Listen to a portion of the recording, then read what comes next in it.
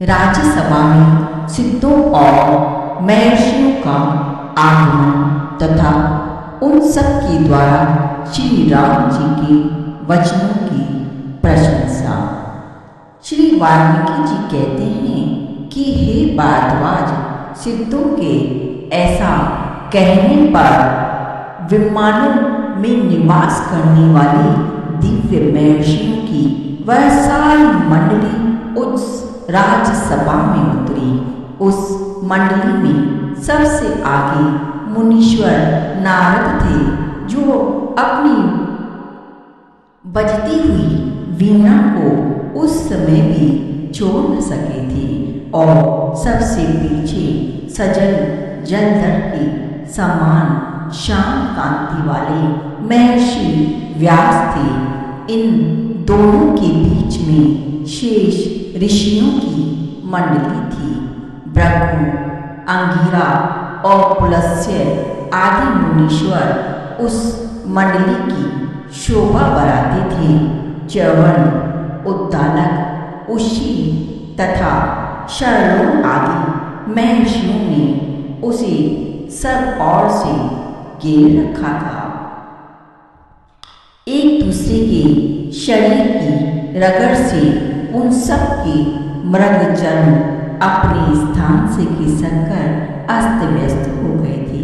उन महर्षियों के हाथों में बल पाकर रुद्राक्ष माला हिल रही थी तथा उन सब ने सुंदर कमंडल धारण कर रखे थे।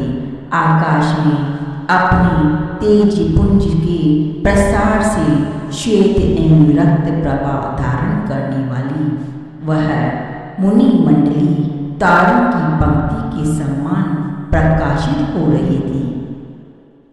परस्पर के तेज से उन सब के मुखमंडल ऐसे उद्भासित हो रहे थे मानो अनेक सूर्यों की पंक्तियां प्रकट हो गई हों। उस मंडली में व्यास जी ऐसे सुशोभित हो रहे थे मानो तारों के समुदाय में शाही मेघ गिराया हो, और देवर्षि नारद तारिकाओं के समूह में शीत रश्मि चंद्रमा की सी शोभा धारण करते थे। महर्षि पुलस्त्य देव मंडली के बीच देवराज इंद्र के समान विराज रहे थे। महर्षि अंगिरा ऐसे प्रकाशित होते थे मानो देवताओं के समूह में साक्षात सूर्य उपस्थित हों। आकाश मंडल से वह सिद्ध सेना ज्यों ही भूमंडल पर उतरी, त्यों ही मुनियों से बड़ी हुई दर्शक सभा के सभी लोग उठकर खड़े हो गए। वशिष्ठ और विश्वामित्र ने अर्घ्यपाद तथा मधुर वचनों द्वारा क्रमशः उन सभी आकाशचारी सिद्धों तथा महर्षियों की पूजा की। आकाशचारी सिद्ध आदि के उस महान समुदाय ने भी अर्घ्यपाद एवं मधुर वचनों द्वारा वशिष्ठ और विश्वामित्र जी का आदरपूर्वक पूजन किया। तत्पश्चात भूपाल दशरथ ने संपूर्ण आदर भाव के साथ उस सिद्ध समुदाय का पूजन किया। फिर उस सिद्ध समुदाय ने भी कुशल प्रश्न संबंधी वार्तालाप द्वारा महाराज दशरथ का सत्कार किया। उस समय प्रेमोचित दान मान आदि क्रियाओं द्वारा एक दूसरे से सत्कार पाकर सभी आकाशचारी तथा भूमंडल में विचरने वाले महर्षि यथा योग्य आसनों पर बैठे। उन लोगों ने सामने नतमस्तक होकर बैठे हुए श्री रामचंद्र जी का चारों ओर से मधुर भाषण, फूलों की वर्षा और साधुवाद के द्वारा पूर्ण सत्कार किया। श्री रामचंद्र जी राजा लक्ष्मी से सुशोभित होते हुए वहीं बैठे तथा विश्वामित्र, वशिष्ठ, वामदेव, राजमंत्रीगण, ब्रह्मा के पुत्र नारद जी, मुनिवर व्यास, मरीचि, दुर्वासा, अंगिरा और उनके पुत्र अंगिरस मुनि, क्रतु प्लस्य पुलह मुनीश्वर शर्मा वात्सायन भरद्वाज मुनिवर वाल्मीकि उद्दालक ऋचिक शर्यादी और च्यवन ये तथा और भी बहुत से वेदांगों के पारंगत विद्वान तत्वज्ञानी महात्मा जो उन सब में प्रधान थे वहाँ विराजमान हुए। तत्पश्चात वशिष्ठ और विश्वामित्र के साथ नारद आदि जो सामवेदों का अध्ययन कर चुके थे मस्तक झुकाए हुए श्री रामचंद्र जी को लक्ष्य करके इस प्रकार बोले। अहो बड़े आश्चर्य की बात है कि राजकुमार श्री राम ने इस प्रकार अनेक कल्याणमय गुणों से सुशोभित वैराग्य रस से पूर्ण तथा परम उद्धारता से युक्त बातें कही हैं। श्री राम के भाषण में वक्तव्य अर्थ तद्विदम रूप से व्यवस्था पूर्वक निहित है। उसे ऐसी सुबोध भाषा में कहा गया है जिसे सुनते ही श्रोता वास्तविक अभिप्राय को समझ ले।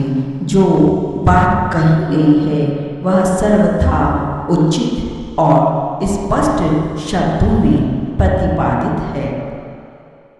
श्री राम की यह वाणी उद्धार है।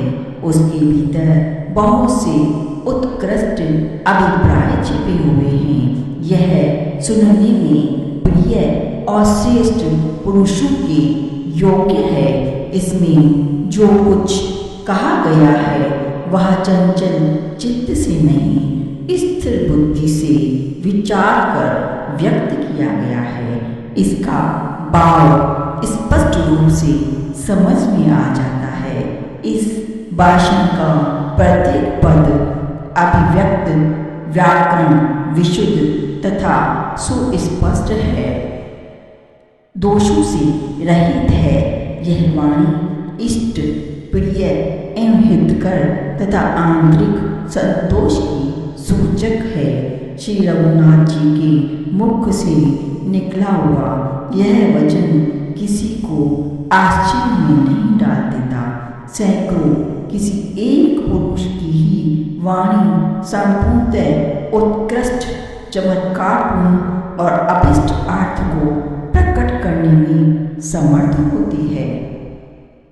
राजकुमार आपके सिवा दूसरा कौन है जिसकी बाण के समान सूक्ष्म अर्थ का भेदन करने वाली कुशाग्र बुद्धि रूपिणी लता विवेक रूपी फल से सुशोभित हो विचार वैराग्य रूपी उत्तम विकास को प्राप्त हो रही हो।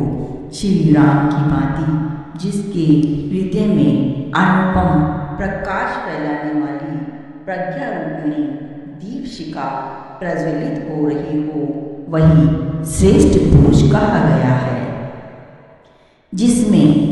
जिनमें ऐसी प्रज्ञा नहीं है वे मनुष्य रक्त मांस और हड्डियों के यंत्र रूपी देह में आत्म बुद्धि रखने के कारण रक्त मांसादि रूप ही बहुत सी शब्द स्पर्शी आदि पदार्थों का उपभोग करते रहते हैं। ऐसा लगता है उनके भीतर कोई चेतन पदार्थ है ही नहीं। वे जल के तुल्य हो गए हैं। जो लोग सर्वथा मोहाच्छन्न होने के कारण संसार का विचार नहीं करते वे निरे पशु हैं।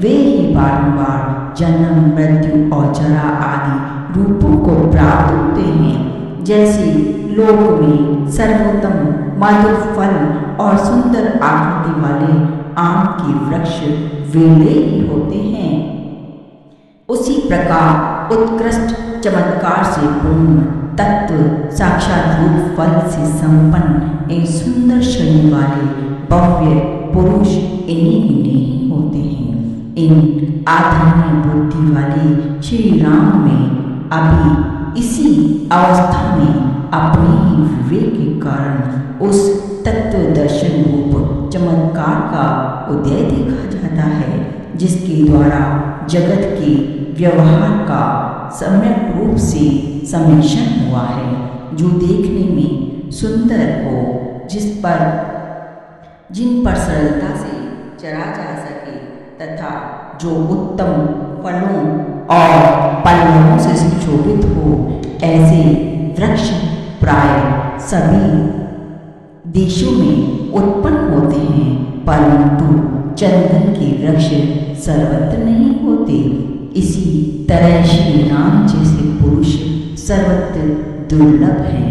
फल और पल्लवों से भरे पूरे वृक्ष प्रत्येक वन में सदा सुलभ होते हैं, परंतु अपूर्व चमत्कार से युक्त लौंग का वृक्ष सदा और सर्वदा सुलभ नहीं है। इसी तरह श्री राम जैसे पुरुष सर्वत्र दुर्लभ हैं। जैसे चंद्रमा से शीतल चांदनी उत्पन्न होती है, सुंदर वृक्ष से मंजिल प्रकट होती है और फूल से सुगंध का प्रवाह प्रादुर्भाव होता है, उसी प्रकार श्री रामचंद्र जी से यह तत्व दर्शन रूपी चमत्कार का आविर्भाव देखा गया है।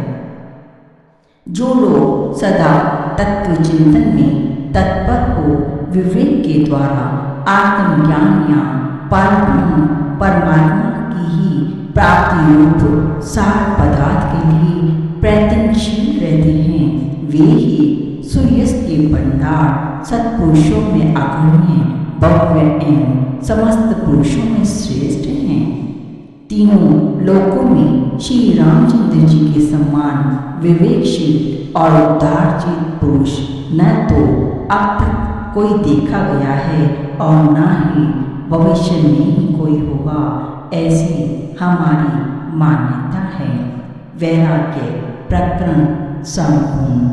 श्री राम जय राम जय जय राम, श्री राम जय राम जय जय राम, श्री राम जय राम जय जय राम, श्री राम जय राम जय